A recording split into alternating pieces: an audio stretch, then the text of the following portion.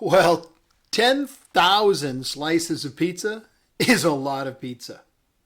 They'd fill over 1,600 boxes. And if you stack those boxes one on top of the other, it'd be taller than a 20-story office building.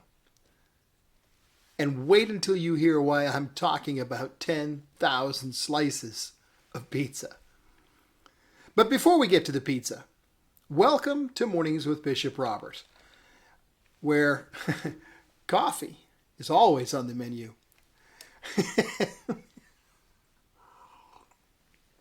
Starting early requires coffee more than pizza. My goal is to introduce people to the Jesus that they never knew, and then help them get to know him and his word personally and better. So if our time together today speaks to your heart, let me invite you to like, subscribe, and then share it with a friend. Well, you've probably heard the term pay it forward somewhere, even if you've never seen the film. Paying it forward is a simple practice, doing a good deed for a stranger and encouraging them to do the same. It may be as simple as buying a cup of coffee for someone, or paying the bill for the person at the drive-thru behind you. I know of an 8-year-old boy named Miles who found a $20 bill in the parking lot as he and his mom were heading into a Cracker Barrel restaurant.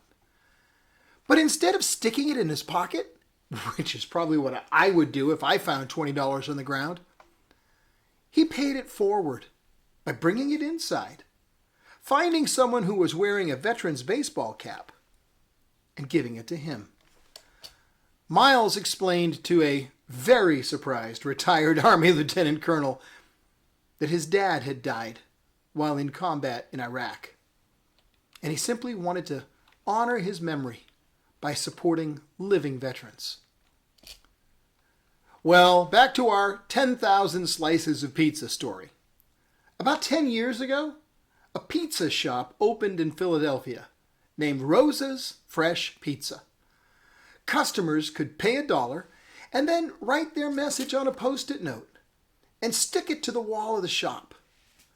Homeless people were encouraged to come in and exchange the Post-it note for a free slice of pizza. Now, I'm told that even with 80 to 100 people a day coming in and grabbing a Post-it note for a free slice, the walls were always filled with the colorful pieces of paper.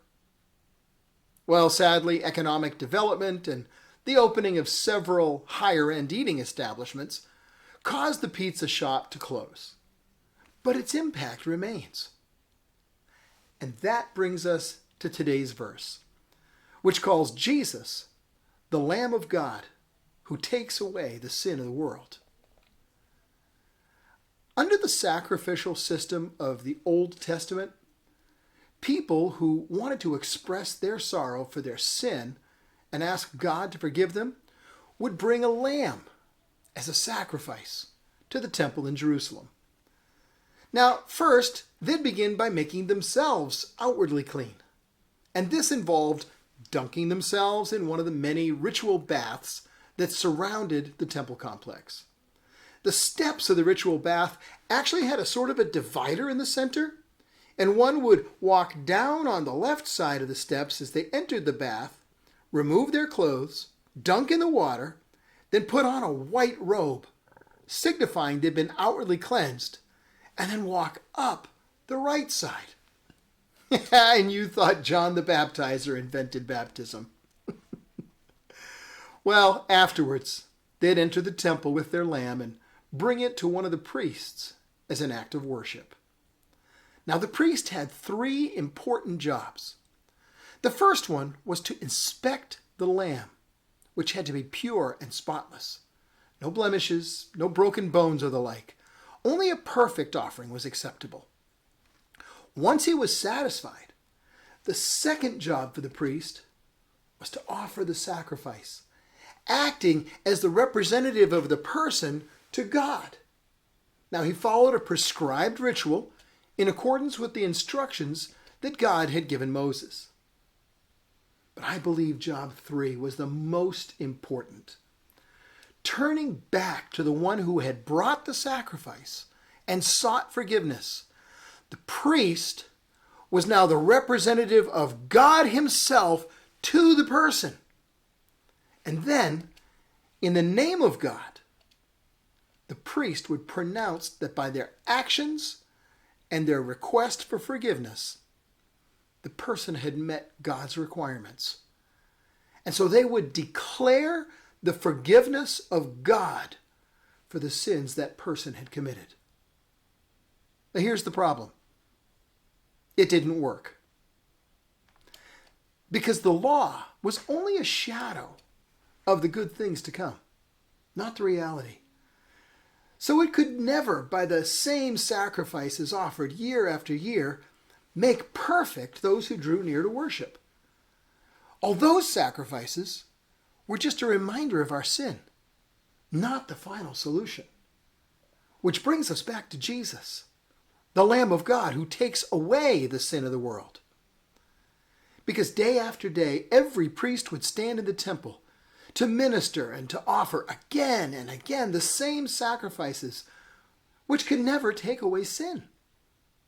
But when Jesus, who is our priest, had offered himself as the sacrifice for sins, by that single offering, he made perfect for all time those who come to him to be forgiven.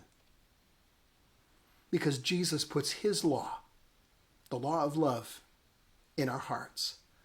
And he inscribes his law on our minds. He himself is the perfect Lamb of God, the perfect offering, once for all, that finishes the task. Jesus and the cross, the ultimate example of paying it forward. Hey, as we wrap up, can I ask you to pay it forward and help me introduce people to the Jesus that they never knew and help them get to know him and his word personally and better?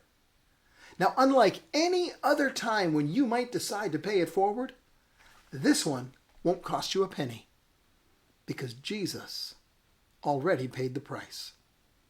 So please like this video. Help more people see it, and then click follow or subscribe so that you and I can get together every day. If you've got a pay it forward story to share, just drop it in the comments section, which is also a great place to leave a question.